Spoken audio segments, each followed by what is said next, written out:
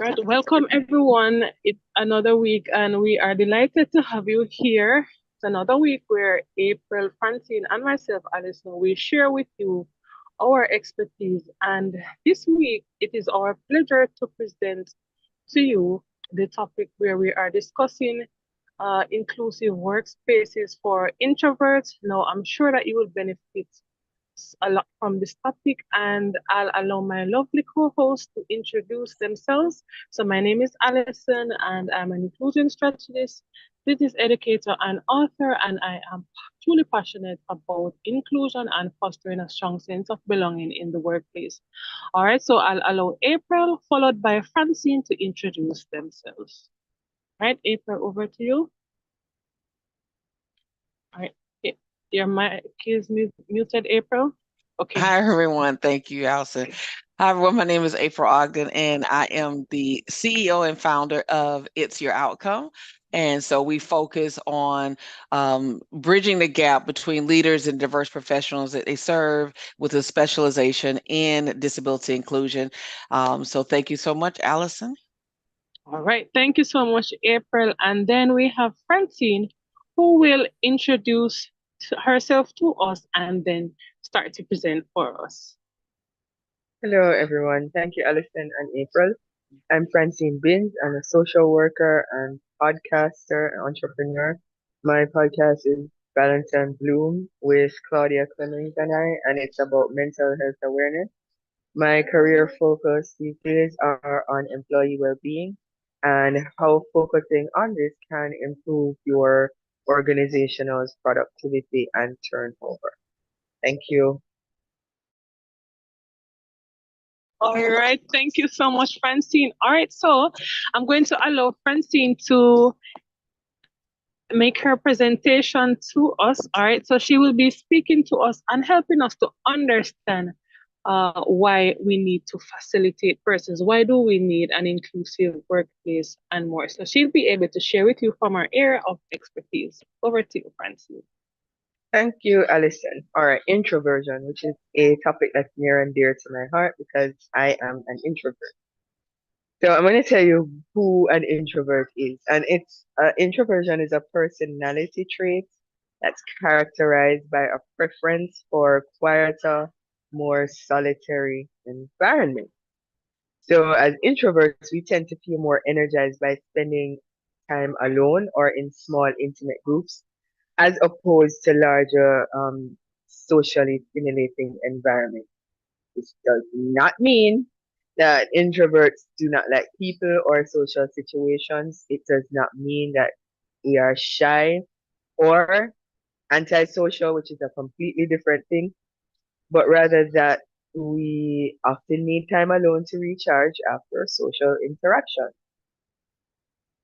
So, we live in a society where extroversion is often seen as the ideal. Being talkative and outgoing and socially dynamic are qualities that tend to be celebrated.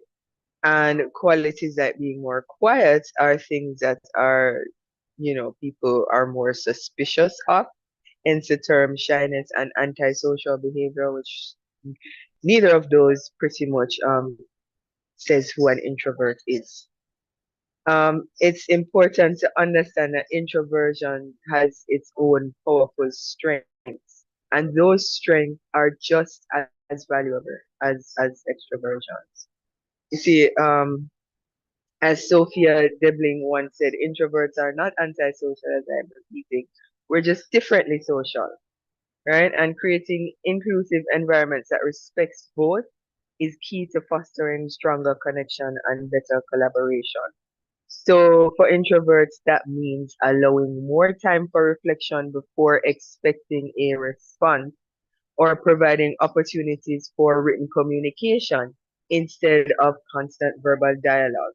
In meetings, we can utilize technology, beautiful technology, and give people the opportunity to respond to questions and give their feedback via apps or text, where introverts can actually take more time to reflect on the topic and also give their views and expertise on what is happening.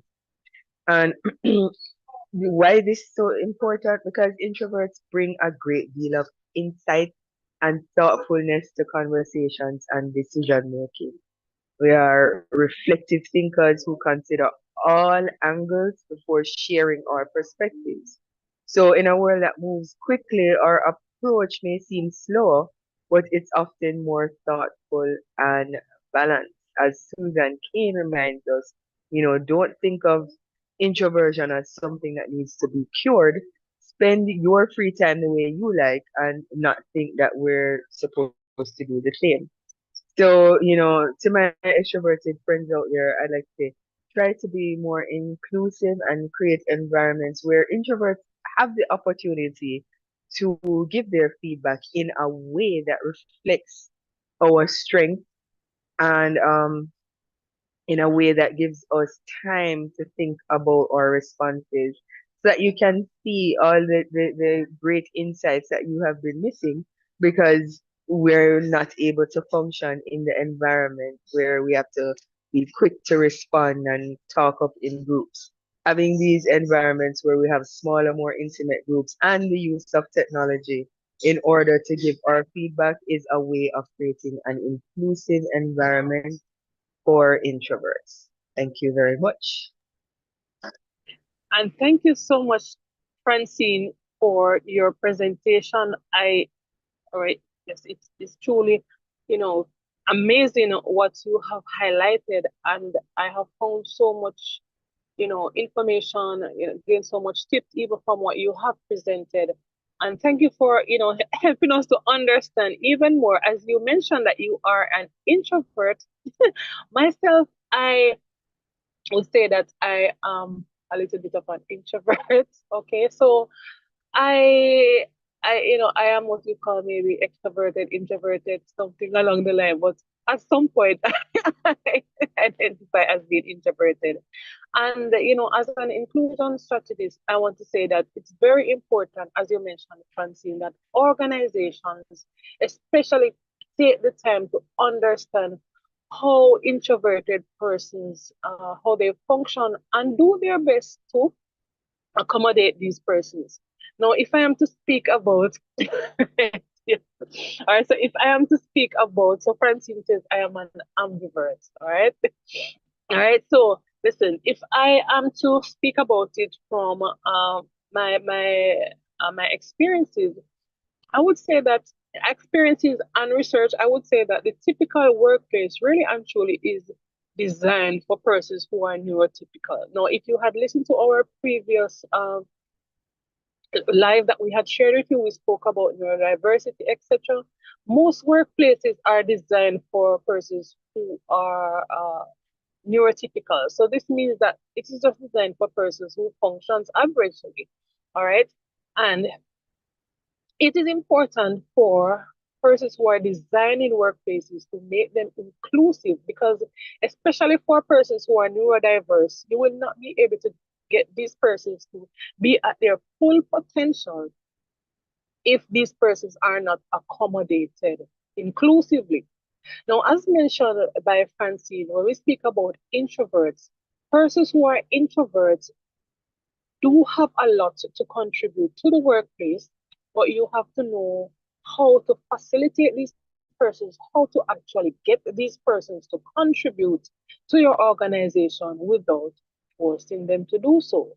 So, the typical behavior displayed by, let us say, maybe managers or maybe some leaders, they tend to force introverts to come out of their shell, as it is termed, come out of their shell. But is this behavior being inclusive? No. Okay, so being inclusive would mean that you try to use a variety of methods to ensure that these persons are accommodated. Let's say, for example, you're having a meeting.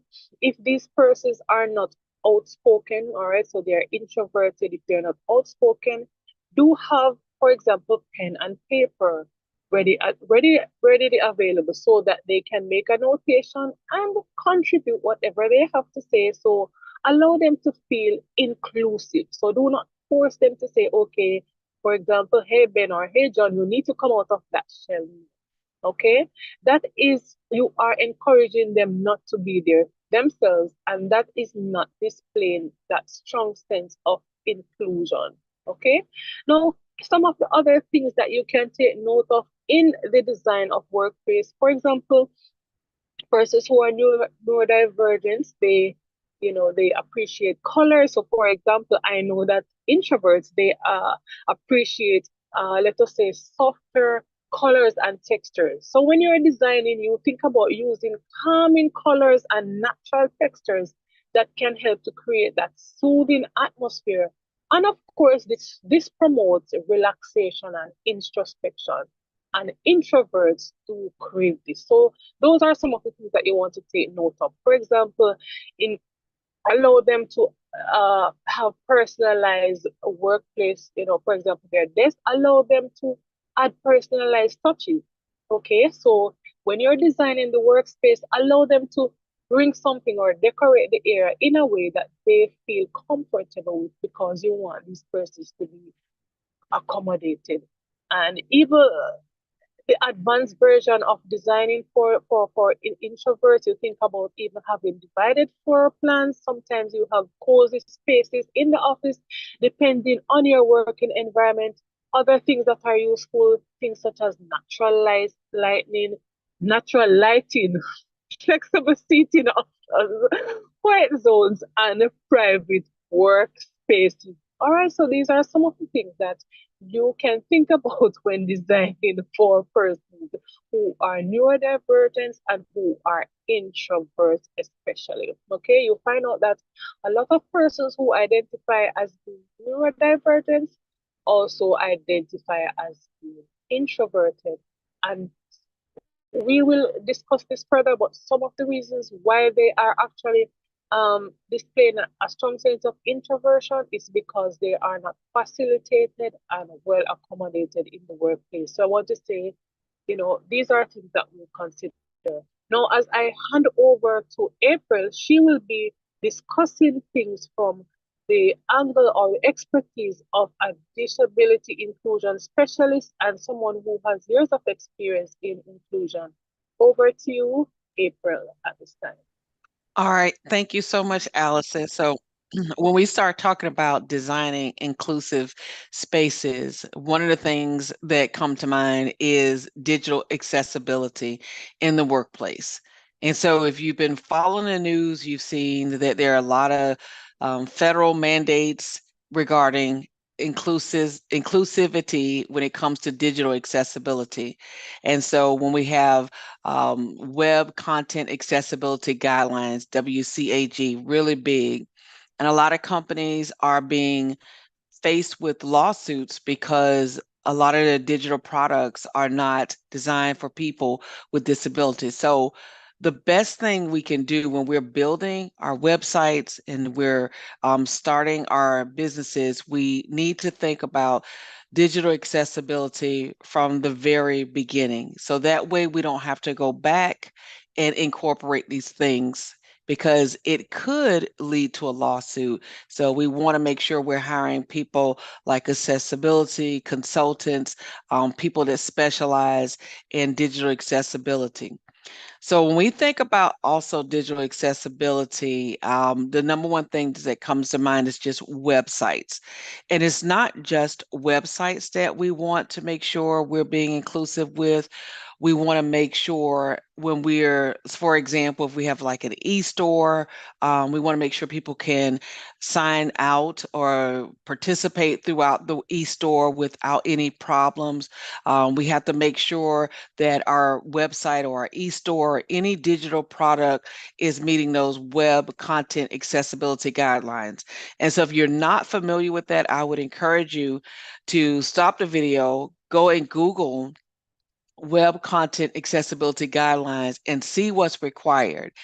And it's very easy to go in and see those standards and those requirements, but you want to make sure you're implementing those from the onset when you're building up your digital product. Now, again, digital accessibility is not just for the employee, because we do want to create that digital accessible space for our employees so that they are able to do their jobs effectively, and that we also create that space for our consumers, our customers. So if we're selling products, whether we're small business, mid or large corporations, we want to think about our employees and we want to think about our consumers, our customers, because that's going to make a difference. Your brand is everything. And so when we have accessible brands, people with disabilities are more likely to purchase your product and share your accessibility with others that they know. And let me tell you that right now, the last time I checked, the disability community spent an average of $8 trillion. So that's a lot of money. And you want to make sure that these individuals are supporting your business as they're meeting their needs for these accessible products and spaces. And so that's what I want to talk about. If you go to my LinkedIn profile, you want to take a look at what I have featured is how to perform digital accessibility audits. That will be the very first thing I would do if I've already have a website, if I already have digital products out there. Take a look at that guide because it's going to lead you to where you need to be. And then if you want to take it a step further and you want that accessibility audit or digital accessibility audit, please feel free to reach out to me. I definitely can help you with that. Thank you, Allison. All right.